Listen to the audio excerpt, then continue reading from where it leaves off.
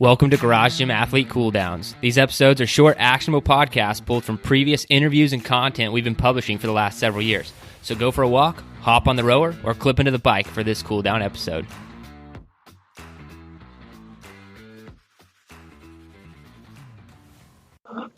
And one thing I wanted to know is, because I was reading on your website, and I was kind of, trying to deconstruct you a little bit. And I was reading some of your articles about training, because that's training and programming are some of what I find most fascinating and what I study most of the time. And you said, one of the biggest lessons learned that you've had over the years, you wish someone would have sat you down and told you, was the fact that you take these back off weeks.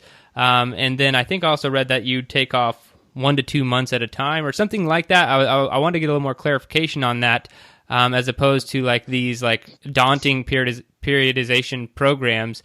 Can you talk about why you do that and how you fell into this kind of routine? Sure, absolutely. The article I think you're referencing is one called the No Season, where the thing I really like to talk the most about with people is how your lifestyle and your life is essentially your training support system. If training is one of the things you're most passionate about, you got to look at the big picture here. It's like, if your finances aren't, or your relationships are in chaos, if your living situation is just a wreck, if you're completely disorganized, if your clothes are all over the place, if you haven't prepared meals for the week, if your desktop is filled with icons from one end to the other for, just files and just all this crap that people overlook, and they're too focused on, hey, let me get on this training program, or what's the one thing I need to improve my diet. It's just like, dude, if you get your life in order, your training is going to be so much easier. And so the thing is that the article you read called the No Season, where I say no to training for, a period of time in the year, is to focus on fixing your life. Because if you really get into training like me and you do, and a lot of your listeners, it becomes something that really taxes you. It drains you. It's just you don't realize it, but your deadlifting workout that you went ham on is just going to put you in a complete brain fog and coma for a few days. You're completely useless. It's just you can't even function. It's just, your brain just doesn't work.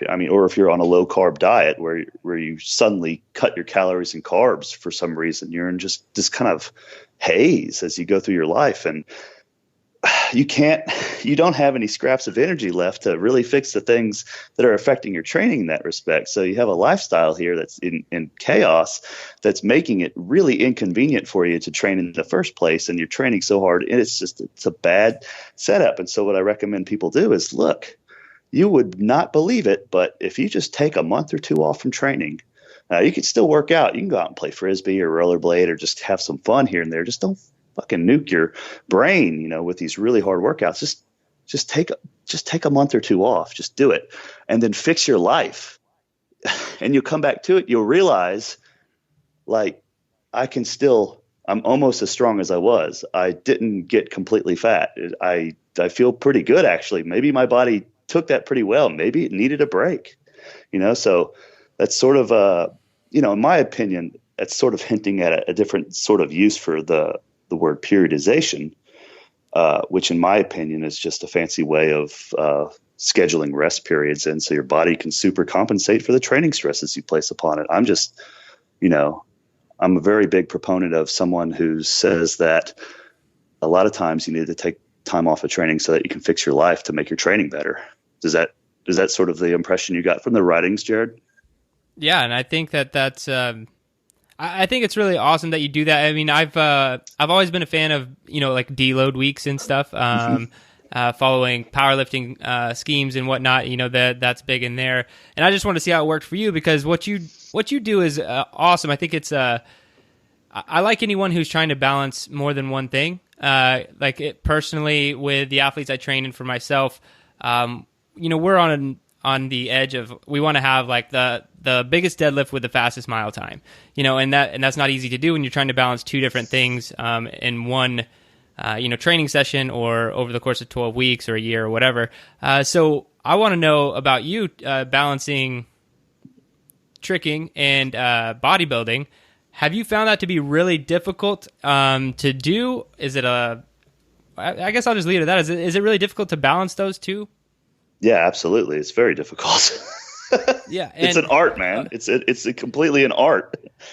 Yeah, and that's what I wanted to kind of dive into a little bit more, because I think some people might, from the outsider's perspective, if they don't know a lot about training, they'd be like, "Oh, well, that guy just he does some bodybuilding and then he does some tricking, and that's how he is."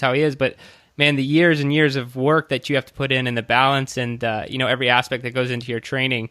What's been some of the biggest hurdles in trying to maintain that flexibility and ability to be acrobatic with gaining muscle mass and being anabolic?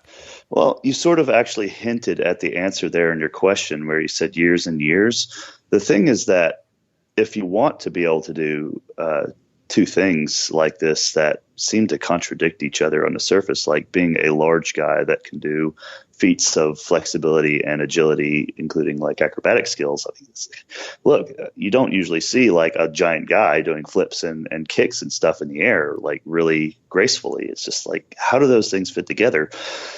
The thing is that you don't build them at the same time. You build them one at a time. So it goes back to the periodization thing where years and years. So it's like you might focus on bodybuilding for a season.